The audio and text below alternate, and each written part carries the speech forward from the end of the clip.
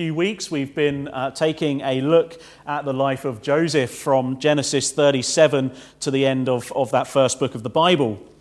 We've seen a number of things as we've followed Joseph on his journey. We began by seeing that Joseph was the favoured son of Jacob. And being the favoured son, he was loved more than all of his 11 brothers. The demonstration of his father's love was seen in the giving to him of that multicoloured coat, and then we saw just that first Sunday afternoon of the new year how unsurprisingly the favoured son became the despised brother.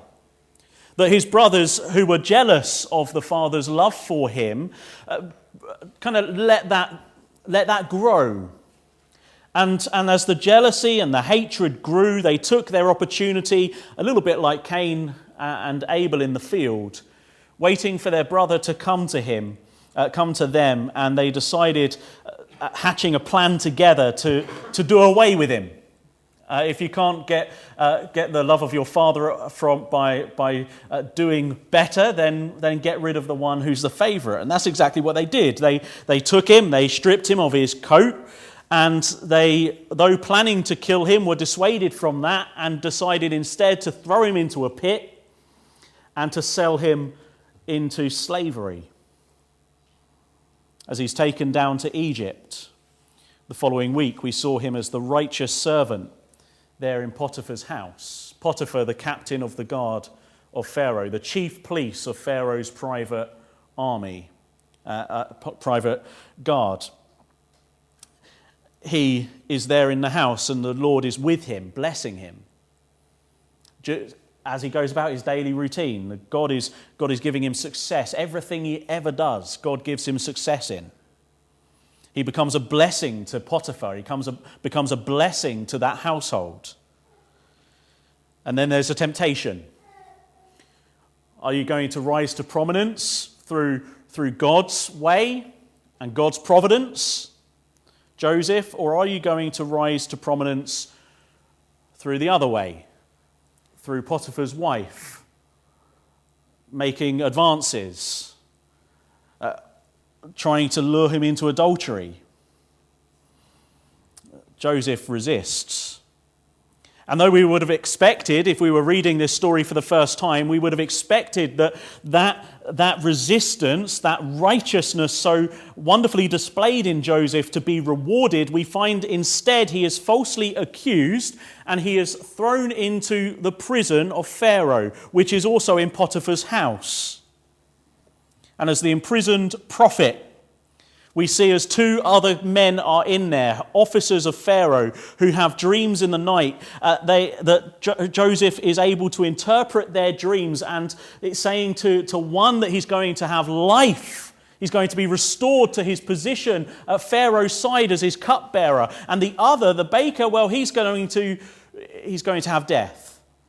He will be taken out of the prison and hanged. And just as Joseph said, just as the dreams were,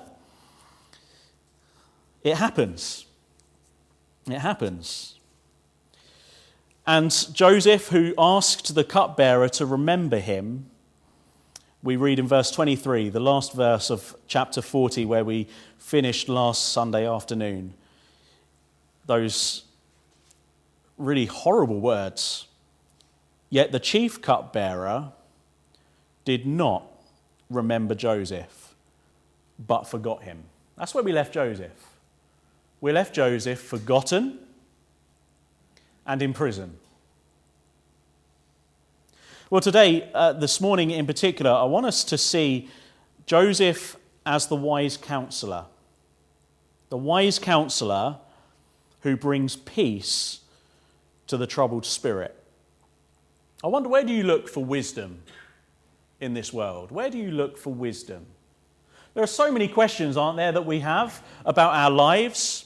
We would love to be able to, in one sense, read our lives a little bit like the way we read Joseph, knowing the end and and starting at the beginning, while we know the end, we know how it's all going to work out, we know that Joseph is going to be okay.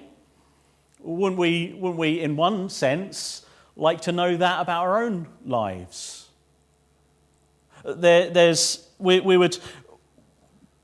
want to know how we navigate the different providences of God in our lives, the ups and the downs, the good and the bad, the beautiful and the ugly. We need wisdom. But where do we look for wisdom? Where do we find wisdom? Where do you look? Is it in the politicians? You answered, not me. Is it in the news media? Do they have the answers? Or the best-selling books, the most popular blogs, the iTunes top 10 podcasts? Are these the places where we look for wisdom? Very often they are. But do we find wisdom? See, this morning I want us to see, and we will see by the help of God, where true wisdom cannot be found and where true wisdom can be found. So firstly, we see the poverty of human wisdom. The poverty of human wisdom. So in verses 1 to 8, the scene moves from the prison to the palace, from Joseph to Pharaoh. And what do you notice about Pharaoh? There's three things. Firstly, here is a man who had no sleep. Look at there at verses 1 to 7. Let's read that. After 2 whole years, Pharaoh dreamed that he was standing by the Nile, and behold, there came up out of the Nile 7 cows, attractive and plump, and they fed in the reed grass. And behold, 7 other cows, ugly and thin, came up out of the Nile after them, and stood by the other cows on the bank of the Nile. And the ugly, thin cows ate up the 7 attractive, plump cows. And Pharaoh awoke. You ever had a night like that? Your dreams have been so vivid, so disturbing that you've just woken up. They've surprised you so that you wake up. Well, he got back to sleep. Maybe had a green tea or something. He fell asleep, verse 5, and dreamed a second time. And behold, 7 ears of grain, plump and good, were growing on one stalk. And behold, after them sprouted 7 ears, thin and blighted by the east wind. And the thin ears swallowed up the 7 plump, full ears. And Pharaoh awoke, and behold, it was a dream. So real, so vivid to Pharaoh that he is shaken awake. His sleep is disturbed by these 2 very striking dreams. And we might think, well, what's so strange about? Well, they are strange, but what's so troubling about these dreams to Pharaoh? Well, notice the details. And put yourself back in your history classes in school. It's in Egypt. He's the king of Egypt. Their source of wealth comes from what? The River Nile. And there in the dream, he's standing on the banks of the River Nile, and there comes up 7 cows. That's their wealth. So here's 7 cows. It starts off well, and then there's a horror of horrors, cows that he has never seen and never wanted to see, thin, ugly cows who rise up and eat up the 7 healthy cows. He's awake. He's concerned. It seems so real, so vivid, so clear, so unpleasant. And then he goes back to sleep, and once again, he's dreaming of wealth. He's dreaming of wealth in that the grains are growing up. There's good grain and there's damaged grain. Don't think for a moment that Pharaoh's just dreaming about grains and fields, and that this just seems a bit silly that he's dreaming about cows and grain. No, he's having a dream about his bank account. That's what he's having a dream about. He really is. I'm sure none of us know what it is to have a sleepless night about money. But returning to sleep, he has these 2 horrible dreams, And so here is a man who I don't know what you're like in the mornings, but here is a man who's had no sleep and he had no peace, secondly. Look at verse 8. So in the morning, his spirit was troubled. In the morning, his spirit was troubled. These weren't dreams that just passed out of his memory. These weren't dreams that he could just forget about. These weren't dreams that you and I might have. You dreamt, but you really can't remember anything that was in them. No, these have been vivid. These have been clear. These have been memorable, and actually unusually so. In fact, Pharaoh seems to realize these weren't just the ordinary dreams that every person experiences. There was meaning in these dreams. And let me say that there may be meaning in your subconscious from these dreams, but from your dreams, but for Pharaoh, the meaning came from somewhere outside of him. The meaning came from something greater, someone greater than him. And he seems to know this, because what does he do next?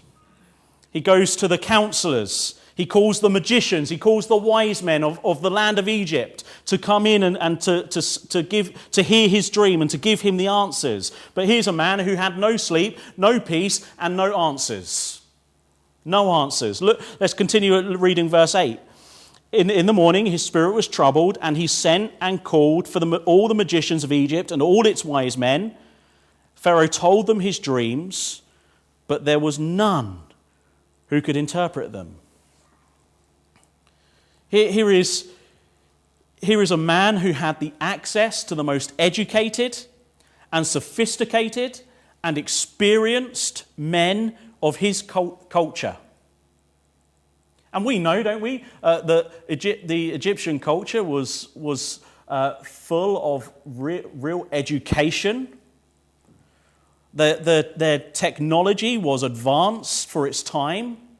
It's astounding how the structures that they were able to build.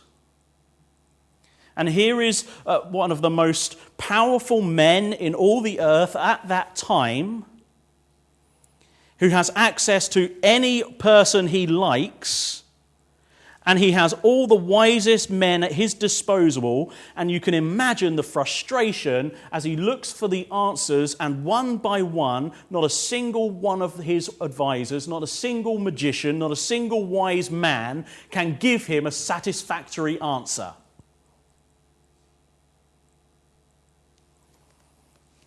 Here is a man who is truly troubled. Here is a man who is really experiencing the poverty of human wisdom at the end of the day. I wonder, do you ever have a troubled spirit? Have you come here this morning with a troubled spirit? Well, don't look for the answers, don't look for wisdom in men. Because the poverty of human wisdom left Pharaoh in a state of restlessness, anxiety, and hopelessness. You know, we live in a time where technology has enabled us to have access to more information than Pharaoh could have ever dreamed of. We have access to information at the click of a button, at the press of a finger, to more of the greatest minds from any culture we wish, living at any time in history that we choose. It's staggering, isn't it? How much information is available to us. That's not even mentioning just going to the bookshops. You can go to Milton Keynes and go to Waterstones, and you can find just information after information on the bookshelves. But that's not saying anything about what you can find on one of these. Free access. The works of geniuses from history who spoke a different language to you and to me, who others have translated so that we can just read it. And if you're not that good at reading, then it's good news, because you can get audio books as well. They can read to you. Never have we lived in an age when so much information is so widely available with so little wisdom. You see, with great confidence, our magicians, our scientists can tell us their theories of how the world began, how the world will end. But they fail to tell us the solutions of the problems of the human heart. They can send a man into space, but they cannot tell you where your soul goes after death. They have all sorts of medicines in which to help someone and to keep us healthy and live longer. But they have no way of dealing with a guilty conscience from the past. And what's the result of having so much information with so little wisdom in this age? The result is, I think, an increase of people with troubled spirits who do not know God and who have not got any hope. We live in a culture, don't we, of sleeplessness, a culture that has no peace, and a culture that has no answers. Just take a look around. See if it's true. See, when we trust the magicians and the wise men of any age, what we will find, and that's not to say they have nothing to tell us, they do, they've got a lot to tell us. But about the things of God, they're clueless. And you will find, if you're trying to look for the answers that only God can provide, you will find that there is poverty in human wisdom. But that brings us to consider, secondly, the provision of divine wisdom. The provision of divine wisdom. How long has it been since Joseph has seen the cupbearer? And how long is it between verse 23 of chapter 40 and verse 1 of chapter 41? We're told it's 2 years, 2 whole years. And Joseph has been languishing there in prison, totally forgotten. But the cupbearer comes to Pharaoh and he says this, verse 9, that the chief cupbearer said to Pharaoh, "I remember my offences today. When Pharaoh was angry with his servants and put me and the chief baker in custody in the house of the captain of the guard, we dreamed on the same night, he and I, each having a dream with its own interpretation. A young Hebrew was there with us, a servant of the captain of the guard. When we told him, he interpreted our dreams to us, giving an interpretation to each man according to his dream. And as he interpreted to us, so it came about. I was restored to my office and the baker was hanged." And Pharaoh sent and called Joseph. So here comes Pharaoh says, "Okay, you've got a man who's got the answers. I'll try anything. Let's bring this prisoner up. Let's bring him in front of me. Let me tell him my dream." And so here comes Joseph. Joseph, who by this point is obviously looking a little bit dishevelled because he has to shave. He has to change his clothes. And he comes before Pharaoh neatly presented. And Pharaoh says to him, verse 15, "I've had a dream. No one can interpret this dream to me, but I hear you can." And I wonder what the look on Pharaoh's face was when Joseph simply replied to him in verse 16, "It's not in me." I wonder what you would have said. I wonder if you would have gone and said, "Well, Pharaoh, I'll give it my best shot." You're not wanting to displease him. You know that this is going to be either your freedom or, well, you might find the same fate as the baker. And Joseph, standing in front of Pharaoh, doesn't mince his words. He doesn't water it down. He doesn't boast beyond himself. He says simply this. He knows the truth about himself and he says, "It's not in me. It's not in me." And maybe when we were thinking about the poverty of human wisdom, and I was talking about how looking for wisdom in men is kind of, you're going to be left feeling bankrupt and left disappointed, you might be thinking, well, what are we doing here? After all, we're listening to some bloke standing at the front of the church talking, telling everyone else, all these people with degrees way beyond his imagination, that they're wrong, that they're clueless. I actually said that. I said clueless. So what have I got? Well, let me say it clearly. Nothing. Nothing. It's not in me. It's not in me. I once remember standing in the open air in Hemel Hempstead preaching, and a man came to me, and oh boy, if you weighed the amount of bead necklaces he was wearing, I think it probably weighed the same amount as me. And he was weighed down, and he had rings on his hands. And he says to me, he says, "Vicar," I'm not a vicar, by the way, "Vicar, I go to all sorts of religious leaders and I ask for them to bless me, and I need you to bless me." And I had to say, I can't. It's not in me. It's in no religious leader. It's in God. God is the one who can bless. God is the one who reveals the answers. God is the one who we need to trust. And Joseph says, without mincing his words, he says plainly and clearly, it's not in me, Pharaoh, but God will give Pharaoh a favorable answer. God will give Pharaoh literally an answer that will bring him peace. And so actually, that's enough for Pharaoh. And Pharaoh tells him his dreams. We won't reread those verses because we've read the dream.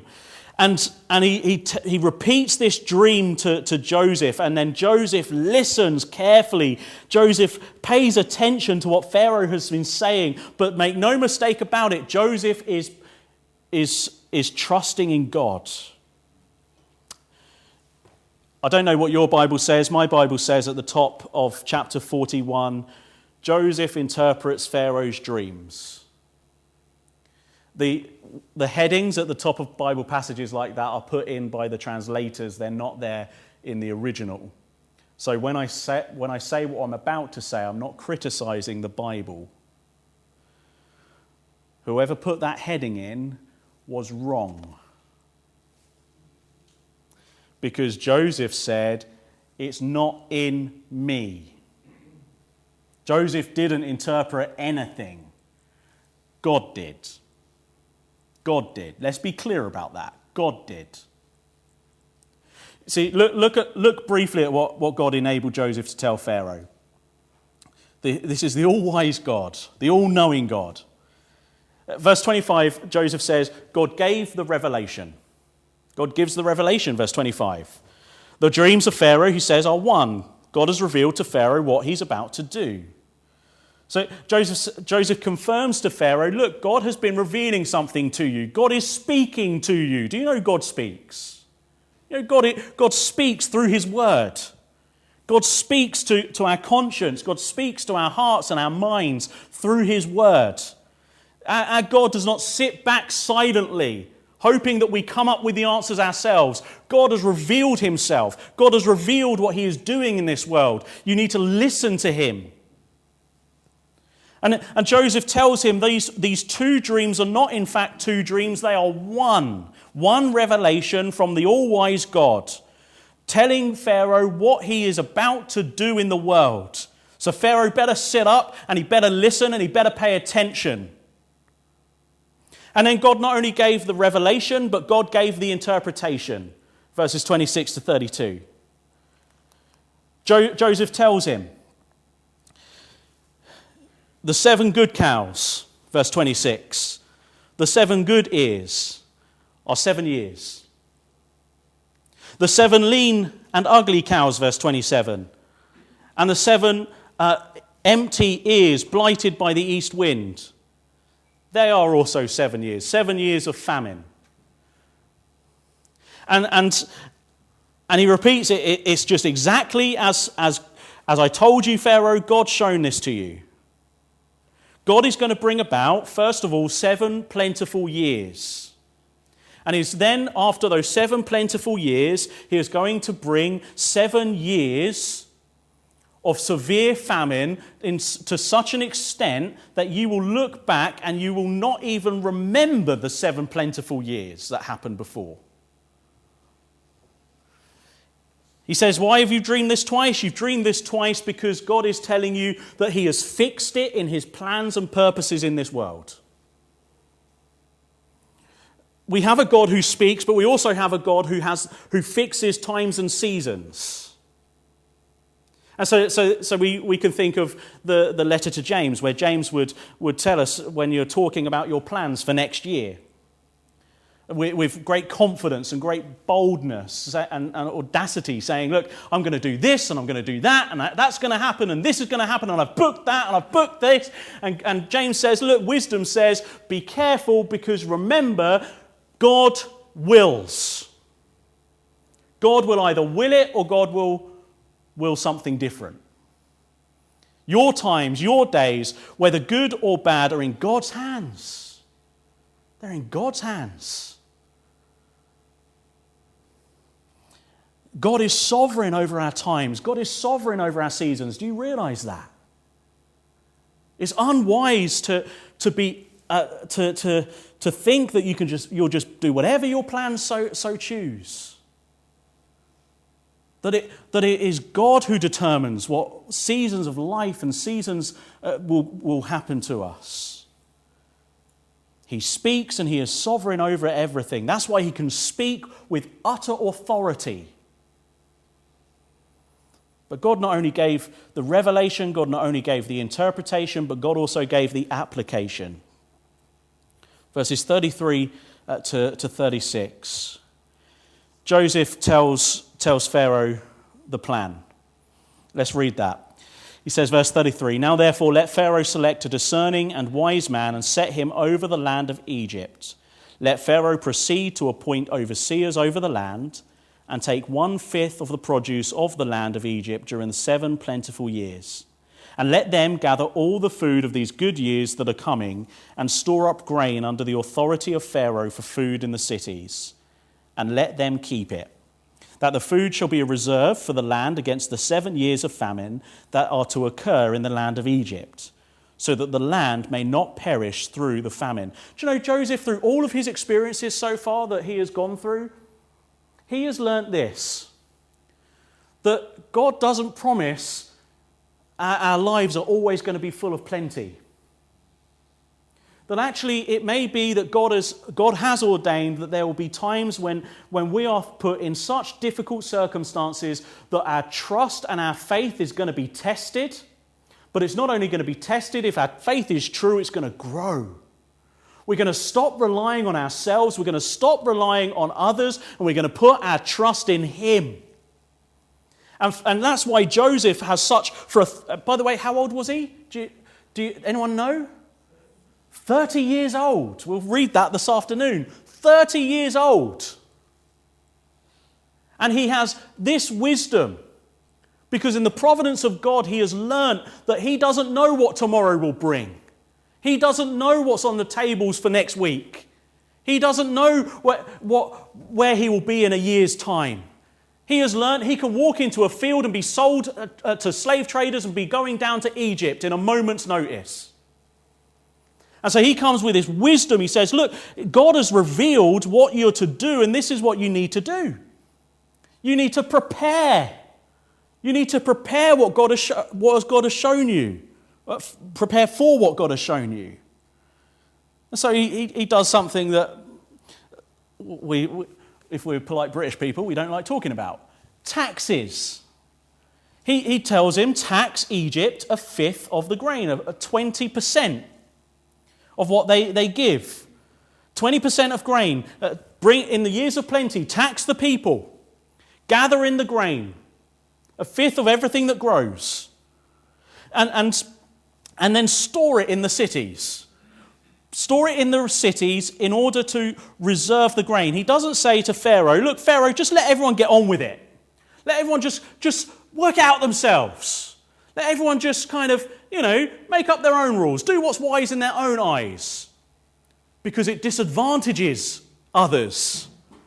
And he says, look, no, if we're going to make it so that the land will not perish, tax people, bring in the grain as a reserve. Keep the grain in the years of plenty. Prepare for the years of famine, because those years of plenty are not always going to be there. And then we will be able to distribute this grain to those in need when the time comes. You see, it's this wise application that none of the magicians, none of the wise men could give. That it will be the salvation of the land of Egypt, and as we'll see, many, many others. We have seen that the poverty of human wisdom. And left to ourselves, I don't know if you've ever wondered, you like Joseph, if you've ever said, it's just not in me. I don't have the answers. I don't know the solutions. Well, the letter of James says this, if any of you lacks wisdom,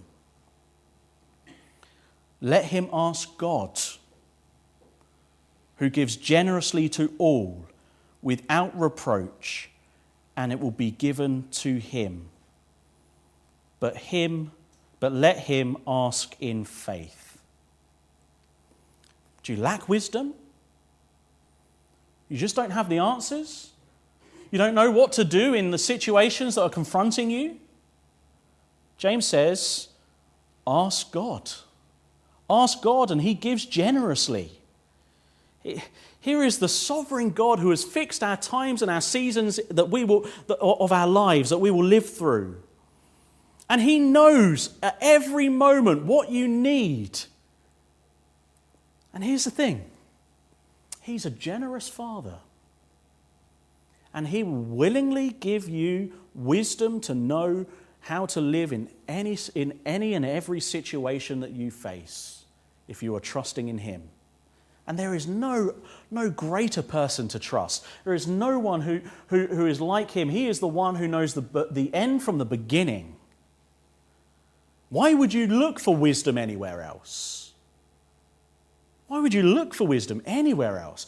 God has given us his Spirit. He gives us his wisdom to know how to live for him, to please him, to navigate all the scenes of life.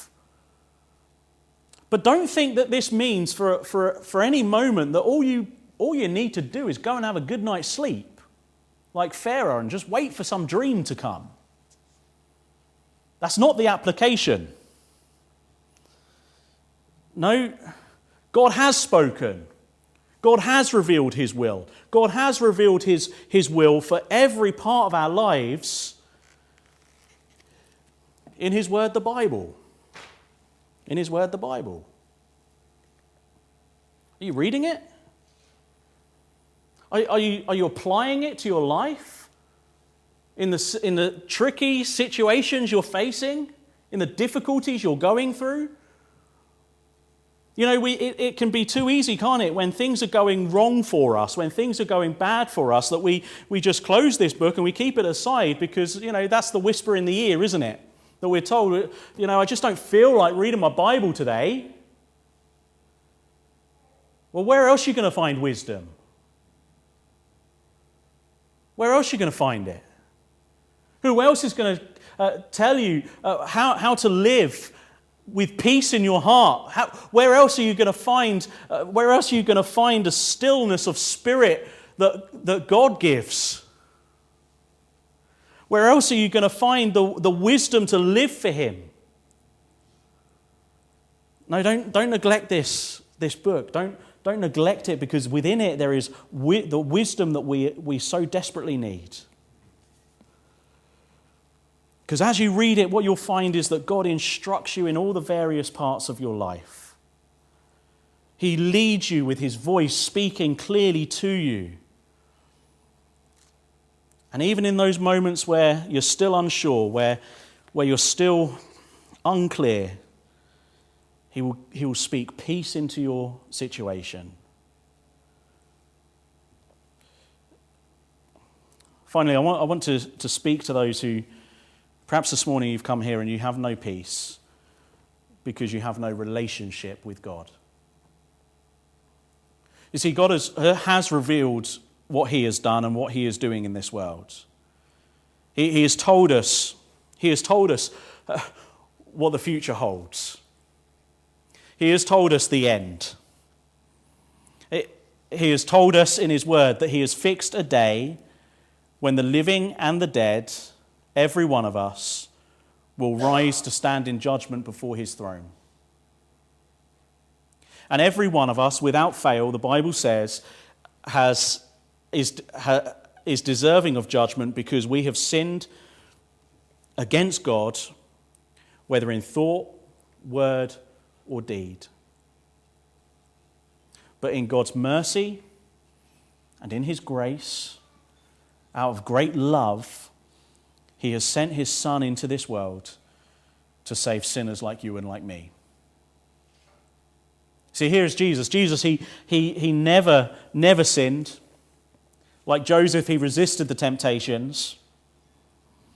And yet, like Joseph, he was falsely accused and went further than Joseph.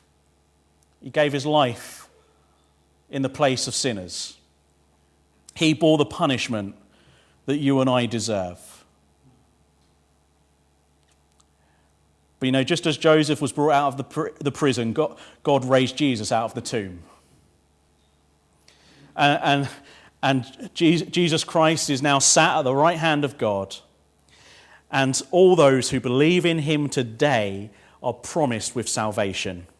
And they can know peace for their past as He forgives us for our sins.